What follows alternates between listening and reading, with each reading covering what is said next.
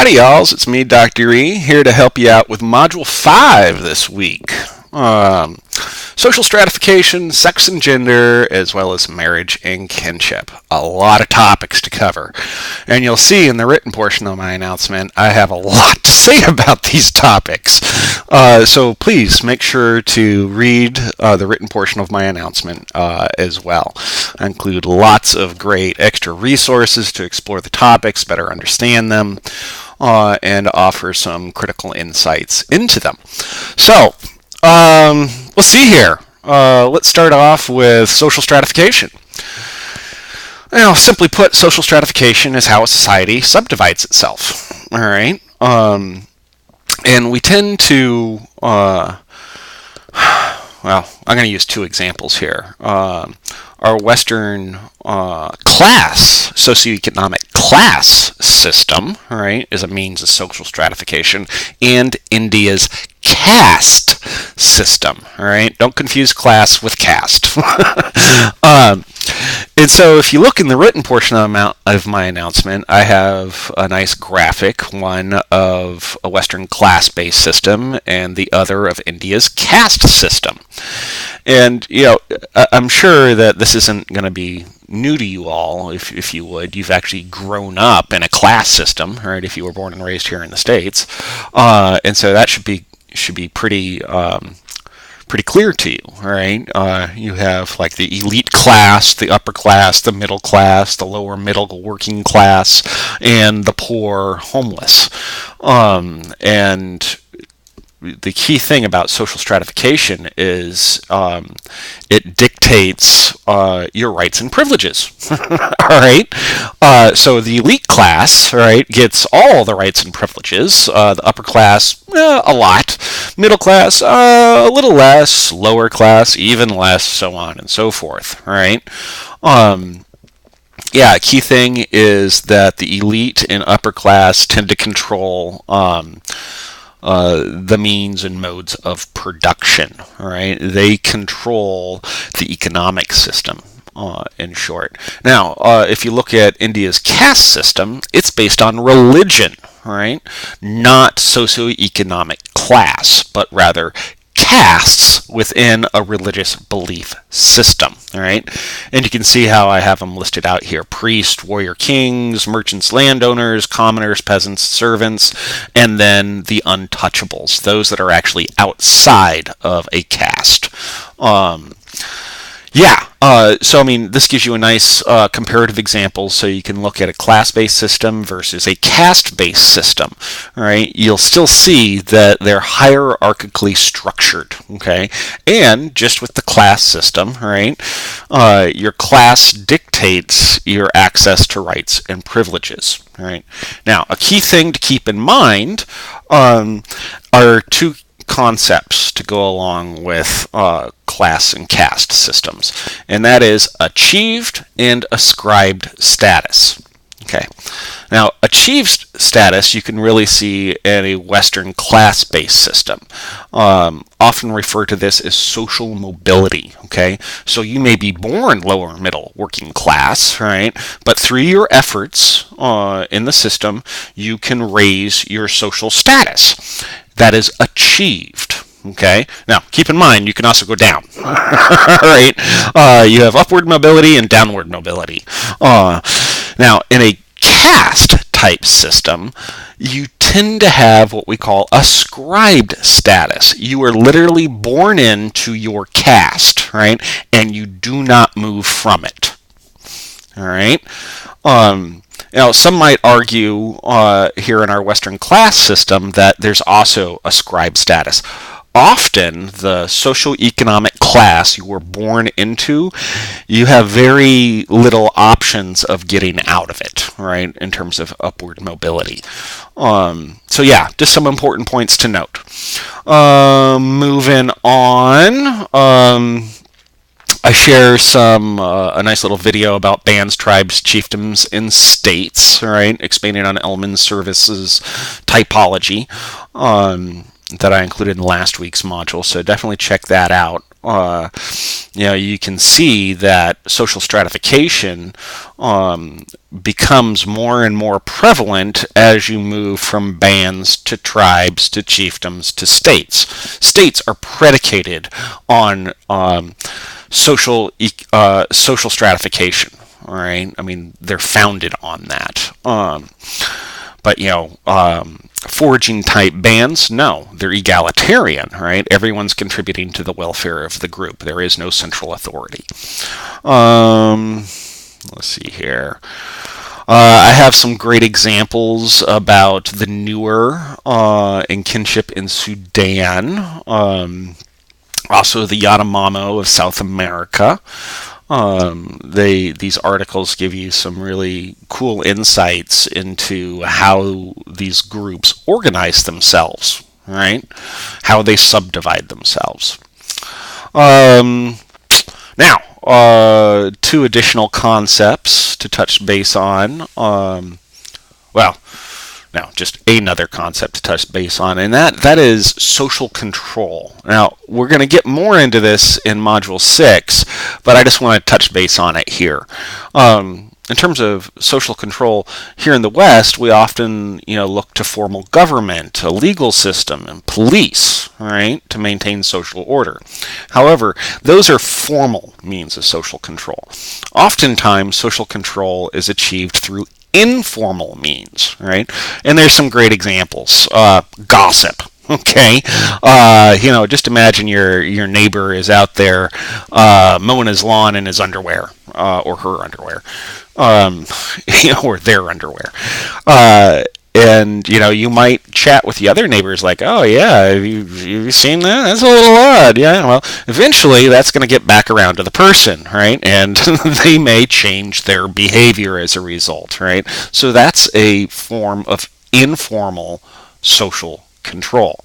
Another great one is ridicule. You make fun, right, of the way people do things, right? And I'm not trying to go off on ethnocentrism or anything here. This is with, members of a culture talking about members of the same culture, right? Not imposing it on another culture. I share an article called "Eating Christmas in the Kalahari" by Richard Lee, and it's a very famous article. And in this, Lee talks about how he's been working with the Kung, specifically the Dobe-Juhuansi, right, which is a group of foragers that live in the Kalahari Desert in Africa, generally called the San people.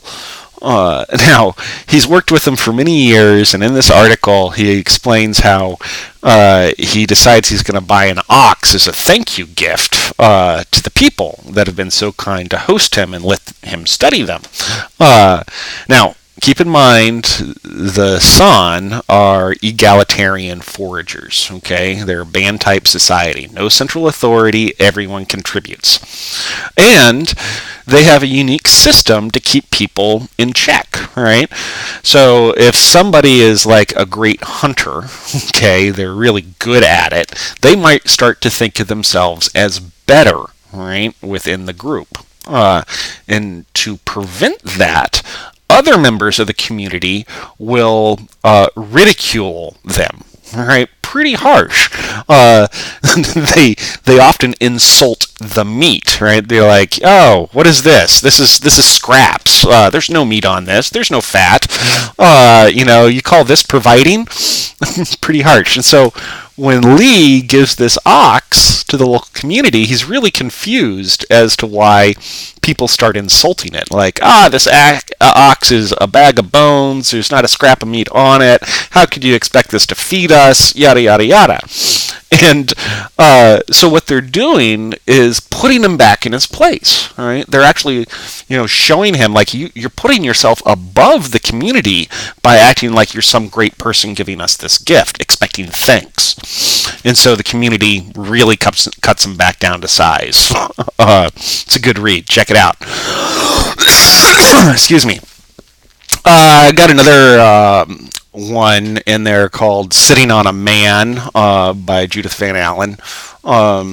Yeah, this is a great article to see how social control, informal social control within the women of the Igbo of West Africa, Nigeria in particular. It's really cool. It actually exemplifies that women have really what would be a good way to describe it?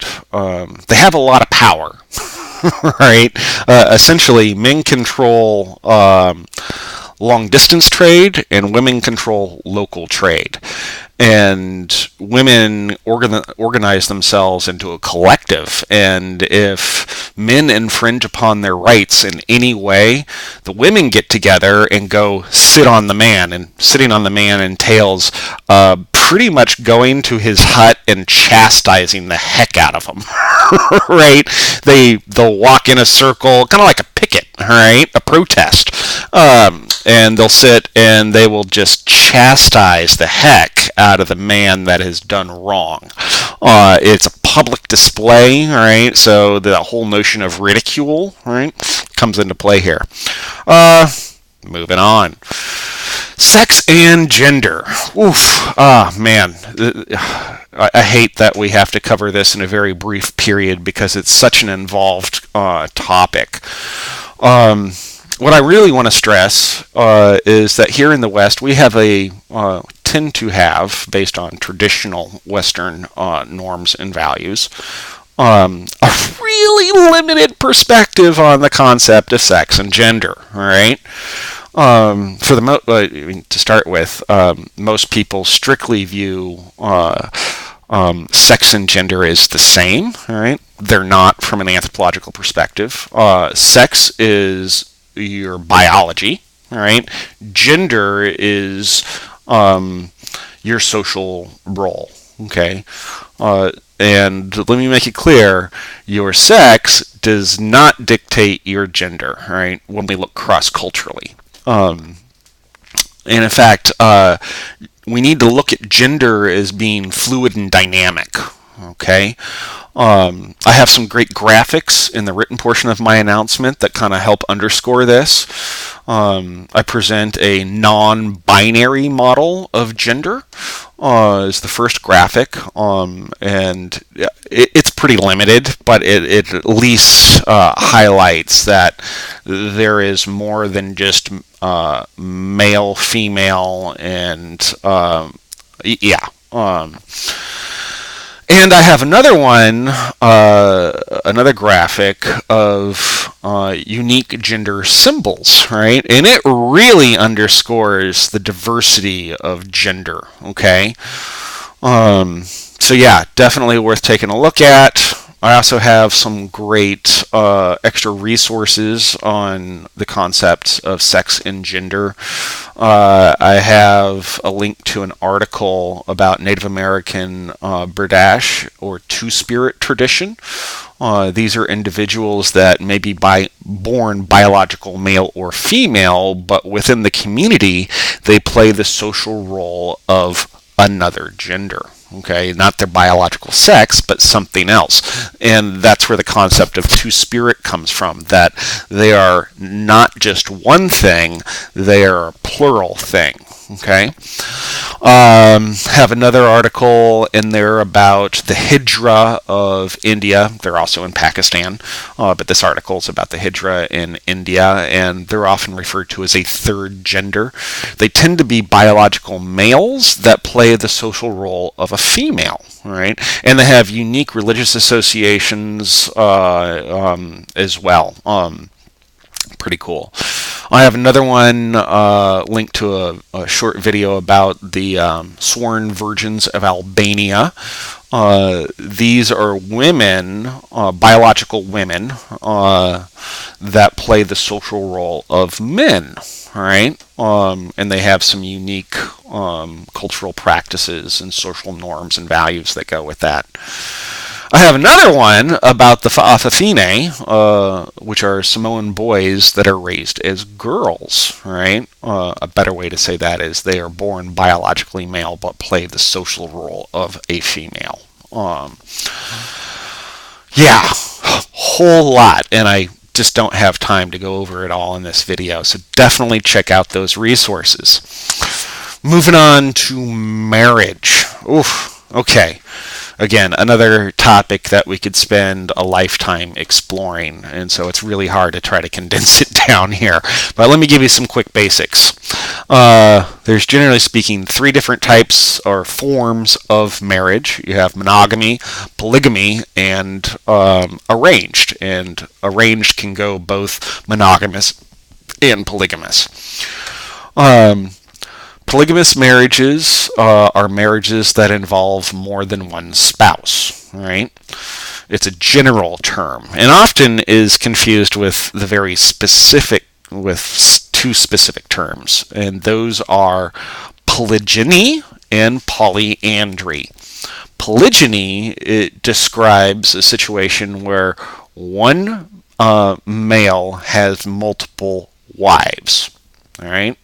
Polygyny, and the way I always remember that is poly, many, Jenny, a female name, many Jennies, in short. Polyandry is kind of the inverse. It's where you have,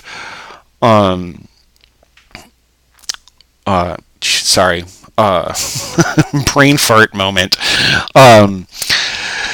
When you have one husband, is when you have one wife with multiple husbands who are often brothers, right? That's the most common form, and we call that fraternal polyandry. We tend to see this in Nepal. There's some good examples. Bhutan. Yeah, it's pretty rare. However, polygyny is very common. Okay, and in fact, if you compare all societies, it is the preferred form of marriage on a global scale. In other words, there are more countries that practice polygyny than strict monogamy. Interesting fact. I share some great articles about these. I got one about the causes of polygyny. I have another one about fraternal polyandry called When Brothers Share a Wife. Yeah, I also have some great extra resources about arranged marriages. And they may kind of offer you some good insight, because we often really stigmatize and stereotype arranged marriages, and I'm not saying that's not true in some cases, but the examples that I share here are kind of unique. They're about arranged marriages in India, and I got an article and a video. The video is really cool because it's actually of a proposed couple, right, that are getting to know each other. All right, like their initial meeting, like, you're my potential spouse, and you'll see that they play 20 questions, right, to get to know each other and learn kind of their values and their norms. A couple other concepts to include here are endogamy and exogamy. Now, these apply in any marriage arrangement. Well, not an arranged marriage, but any marriage system. Okay. Endogamy is the aspects that you marry into, or that you share in common with your spouse, such as you both share the same religion, right? Same belief system. That would be an endogamous relationship. The other, exogamy, is what you marry out of. For example, you don't share the same religious beliefs, right? That would be in an exogamous situation. Yeah. Moving on, we have kinship. Yeah, it's a fascinating topic. Understand that kinship does not. Many people often use the word kinship and family interchangeably, and this is a bit wonky. family is really relative, right? It's unique to families and cultures and so on. Kinship is a much kind of broader concept and includes both blood relatives and non-blood relatives. Because for many cultural groups, it doesn't matter, to put it simply, right? You have, only from our Western perspective, that we would see like, oh, okay, so that's your aunt, that's your cousin, yada yada. But they may have informal relationships that are considered just as important as blood relations. Okay. I share some great articles to explore these. One I already mentioned about the Newer of Sudan. They have a really unique kinship system called Segmentary Lineage Organization, SLO for short. I discuss it a bit in my written announcement. I also share a great article called Death Without Weeping, and it really challenges the concept that a mother's love is a cultural universal. Okay. And I stress that it will really challenge your cultural relativism. All right, those are the main concepts. Let me move on to your assignments this week. You got a discussion about marriage patterns. Be sure to check out my initial thoughts post. I'll give you some orientation on how to approach and execute the discussion. Your next one is really kind of the meat, and that is your final project, Part B, Milestone 2. Interview transcript outline. Now, what I suggest for this is that you use first pull up the Milestone 2 guidelines. The interview videos document. That's what I meant to say. And actually, that and the Milestone 2 guidelines and rubric, which are all linked in down below. That gives you a good overview of what you're going to be doing, right? And then open up the template. I strongly encourage you just to use the template, right? It literally walks you through it, okay, from start to finish. Answer each question independent of all the other questions, okay? So don't try to combine bits. Okay, that just works against you. You need to address each independently. Make sure that you cite all your sources, both in-text citation and full APA reference at the end. I